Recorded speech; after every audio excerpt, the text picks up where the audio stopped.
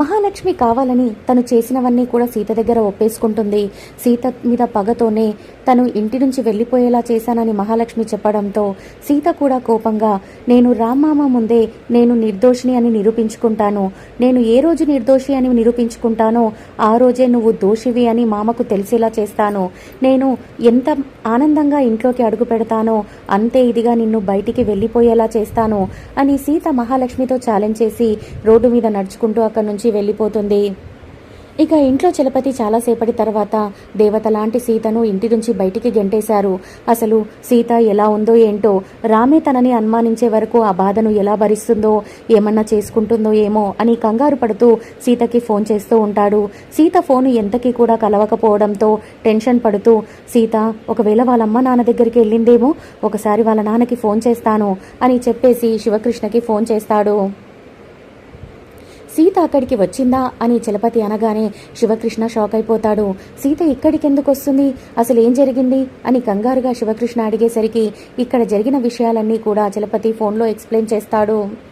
ఏంటో సీతకి కష్టాలు, కానీ సీత ఇంతవరకు ఇంకా ఇంటికి రాలేదు అని శివకృష్ణ బాధపడుతూ చెప్తూ ఉంటే, సీత దేన్నైనా తట్టుకుంటుంది, కానీ రామే తనను అనుమానించే వరకు సీత తట్టుకోలేకపోతుంది, ఆ బాధలో తను ఏమైనా చేసుకుంటుందేమోనని భయమేస్తుందన్నయ్య అని చలపతి అనగానే, సీత చాలా ధైర్యవంతురాలు, ఎవరో ఏదో అన్నారని చెప్పి చావుని తన పరిష్కారంగా చూసుకోదు, ఏది ఏమైనా సరే తను నిర్దోషిగా నిరూపించుకోవాలి అని ఆలోచిస్తుంది, ఎట్టి పరిస్థితిలో చావు అనే వైపు నా కూతురు వెళ్ళదు అని శివకృష్ణ ధైర్యం చెప్పే వరకు చలపతి కూడా అదే నిజమని ఒప్పేసుకుంటాడు.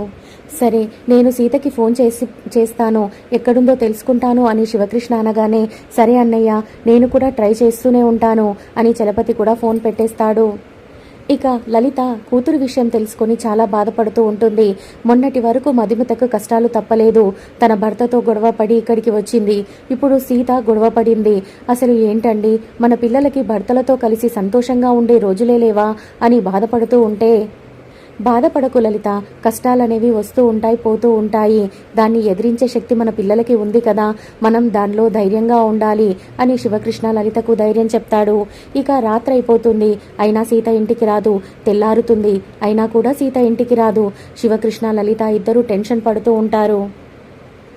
ఇక అక్కడ మిథున సేమ్ సీతలాగా ఉండే డబల్ రోల్ మిథున ఫ్లైట్లో ఇండియాలో ల్యాండ్ అయిపోతుంది.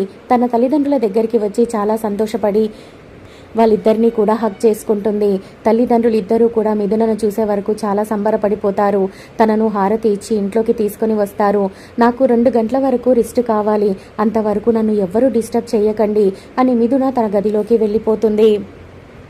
ఇక వెంటనే తల్లి, అమ్మయ్య నా కూతురు ఇండియా వచ్చేసింది కాబట్టి వెంటనే ఒక మంచి సంబంధం చూసి తనకి పెళ్లి చేసేయాలండి అని అనగానే, అబ్బా లేడికి లేచిందే పరుగు అన్నట్టు అది రాగానే నువ్వు మొదలు పెట్టేశావా, అది కానా విన్నదంటే వెంటనే వెళ్ళిపోతుంది అని తండ్రి అంటాడు.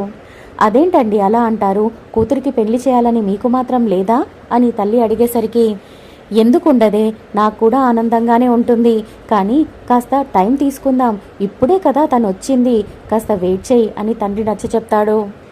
ఇక ఇక్కడ సీత ఎంతో దిగాలుగా ఇంటికి వచ్చేస్తుంది. సీతకు ఎదురు వెళ్ళిన శివకృష్ణ లలిత, అసలు రామ్ ఎందుకు అలా చేశాడమ్మా, రామ్ నిన్ను ఇంట్లో నుంచి ఎందుకు వెళ్ళిపోమన్నాడు అని అడిగేసరికి, అక్కడి విషయాలు మీకు అప్పుడే తెలిసిపోయాయా నాన్న అని సీత అడుగుతుంది. చలపతి కంగారుగా ఫోన్ చేశాడమ్మా, తను చెప్పడం వల్లే మాకు అన్ని విషయాలు తెలిసాయి, అయినా నువ్వు ఇల్లు వదిలి వచ్చేది కాకుండే మాకు ఫోన్ చేసుంటే మేమే వచ్చి వాళ్ళకి మాట్లాడేవాళ్ళం కదా అని శివకృష్ణ అంటాడు.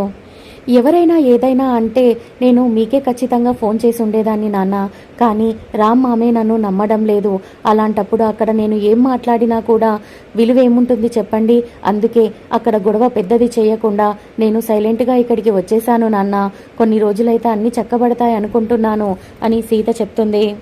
అయినా ఇదంతా ఎలా జరిగిందంటావు అని శివకృష్ణ అనగానే, ఇంకెవరు ఉన్నారు, మహాలక్ష్మి అత్తయ్యే రామ్మామ మనసును చెడగొట్టేసింది, ఉన్నవి లేనివి అన్నీ కూడా తనకి కల్పించి చెప్పింది, అందుకే నిజమేదో అబద్ధమేదో తేల్చుకోలేని పరిస్థితుల్లో రామ్మామ ఉన్నాడు అని సీత అంటూ ఉంటే, కోపంతో లలిత, నీ భర్తను ఎప్పుడు వెనకేసుకొని వస్తావా, వాళ్ళ పిన్ని ఎన్ని మాటలు చెప్తే భార్య మీద ఆ మాత్రం నమ్మకం లేదా, నీకు ఇలాంటి కష్టకాలంలో తోడుగా ఉండాలని తెలివి లేదా అని తిడుతూ ఉంటుంది. రామ్మామని నువ్వు ఏమీ అనొద్దు అమ్మా, అక్కడ జరిగిన సిచ్యువేషన్లో మామ అలాగే ఆలోచిస్తారు, ఆ టైంలో ఎవరైనా సరే అలాగే ఆలోచిస్తారు. అలా రామ్మామని ఇరుకున పడేసింది ఆ మహాలక్ష్మి అత్తయ్య. తను ఎటూ తేల్చుకోలేని స్థితికి తీసుకుని వచ్చింది. అందుకే నేను గొడవ చెయ్యలేదమ్మా, ఆ మాత్రం దానికి ఏమీ జరగదు, కొన్ని రోజులైతే అన్నీ సర్దుకుంటాయి అని తల్లికి కూడా సీతే నచ్చ చెప్తుంది. ఇక సీతను తీసుకుని వాళ్ళు ఇంట్లోకి వెళ్ళిపోతారు.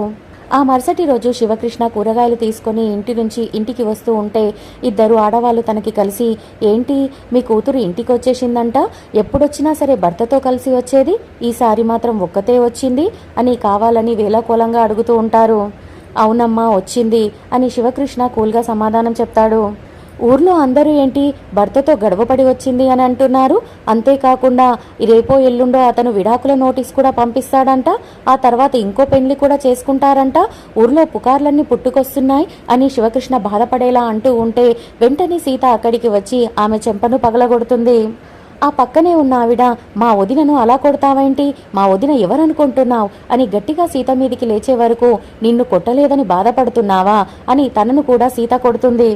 చూసావు కదా నువ్వు ఎంత పెంకిదానివో, ఎంత మొండిదానివో, ఇలా ఎవరిని పడితే వాళ్ళని చిన్న పెద్ద లేకుండా కొడతావు కాబట్టే నీ కాపురం ఇలా ఉంది, అందుకే నీ మొగుడు తన్ని నిన్ను పుట్టింటికి పంపించేశాడు, నిన్ను వాళ్ళు భరించలేకే బయటికి పంపించేశారు అని ఆ ఇద్దరు కావాలని సీతను తిడుతూ ఉంటే, నీకు ఏం తెలుసని మాట్లాడుతున్నావు, మా అత్తగారింటిలో ఏమేం జరుగుతుందో ఎలా ఉందో పరిస్థితి నీకేమైనా తెలుసా, నేను నా భర్త ఎలా ఉంటామో నీకు తెలుసా, ఆ ఇంట్లో నేను ఎన్ని కష్టాలు ఎదుర్కొంటున్నానో నీకు తెలుసా, ఏమీ తెలియకుండా మేమిద్దరం విడిపోయామని మీరు ఎలా మాట్లాడతారు, మీ ఇంట్లో భార్యాభర్తల మధ్య గొడవలేమీ రావా, భార్యాభర్తలు అన్నాక చిన్న చిన్న గొడవలు రావడం సహజం, వచ్చినప్పుడు ఆ గొడవలని వాళ్ళే సర్ది మణిగించుకుంటారు, అలాంటప్పుడు వాళ్ళ మధ్యలోకి ఎవరు రాకూడదు, మీకేం అవసరమని మా గురించి మాట్లాడుతున్నారు అని సీత వాళ్ళకి గట్టిగా గద్ది పెట్టి అక్కడి నుంచి పంపించేస్తుంది.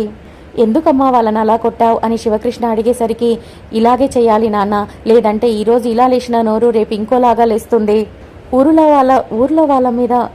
వాళ్ళ విషయాల మీద ఉన్నంత ఇంట్రెస్ట్ వీళ్ళకు వేరే విషయాల మీద ఉండదు కదా, ఎవరికి ఎలా చెప్పాలో అలాగే చెప్పాలి నాన్న, సరే పదండి మనం ఇంట్లోకి వెళ్దాం అని శివకృష్ణను తీసుకుని సీత లోపలికి వెళ్ళిపోతుంది. ఇక ఎలాగైనా సరే సుమతిని చంపింది ఎవరో తెలుసుకోవాలని చెప్పి శివకృష్ణ సీతను తీసుకుని పోలీస్ స్టేషన్కి వెళ్తాడు. ఎందుకంటే సీత ఒకసారి చెప్తూ ఉంది అన్నమాట, వాళ్ళ అత్తయ్య ఒక రౌడీ వేదవని పోలీస్ స్టేషన్లో అరెస్ట్ చేయించింది అని. ఆ విషయం విన్న శివకృష్ణ అతను ఏమైనా సుమతికి హాని చేశాడేమో అన్న కంగారుతో సీతను తీసుకుని పోలీస్ స్టేషన్కి వెళ్తాడు. ఆ టైంకి అక్కడ త్రిలోకు ఉండడు, అది వాళ్ళకి కలిసొస్తుంది. అక్కడున్న కానిస్టేబుల్తో శివకృష్ణ మాట్లాడుతూ ఉంటాడు. కానిస్టేబుల్ శివకృష్ణను గుర్తుపట్టి అతన్ని విష్ చేసి అతనికి ఏం కావాలా అని అడుగుతాడు. 4 రోజుల క్రితం ఇక్కడ సుమతి అనే ఆవిడ ఒక అతన్ని అరెస్ట్ చేయించింది, అతని వివరాలు కావాలి అని చెప్పగానే, అవును సార్, సుమతి అనే మేడం గారు ఒక అతన్ని అరెస్ట్ చేయించారు, కానీ అతన్ని ఆ రోజే సిఐ గారు విడిచిపెట్టారు అని కానిస్టేబుల్ చెప్పగానే శివకృష్ణ సీత ఇద్దరూ కూడా షాక్ అయిపోతారు. ఎందుకలా త్రిలోక్ వదిలేశాడా అన్నది అర్థం కాక, అతని ఫోటో మీ దగ్గర ఏమైనా ఉందా అని శివకృష్ణ అడుగుతాడు. వెంటనే ఆ కానిస్టేబుల్ ఫైల్ మొత్తం కూడా వెతికి గౌతమ్ ఫోటోని తీసి శివకృష్ణకు ఇస్తాడు. గౌతమ్ని శివకృష్ణ చూడలేదు కాబట్టి ఆ ఫోటోని నార్మల్గా చూసేసి సీతకి ఆ ఫోటోని ఇస్తాడు. సీత ఆ ఫోటో చూడంగానే చాలా షాక్ అయిపోతుంది. మరి నిజంగానే సీత చూసిన ఫోటో గౌతమ్దేనా, లేక ఆ రోజు త్రిలోక్ చెప్పినట్టు ఇంకో అతన్ని ఆ కేసులో ఇరికించమని చెప్పి మహాలక్ష్మి దగ్గర డబ్బులు తీసుకున్నాడు కదా, మరి అతని ఫోటోనా? సీత ఈ కేసుని ఎలా ఛేదించబోతుందో తెలుసుకోవాలి అనుకుంటే నా ఛానల్ని సబ్స్క్రైబ్ చేసుకొని ఒక లైక్ ఇవ్వడం మర్చిపోకండి. Bye bye friends.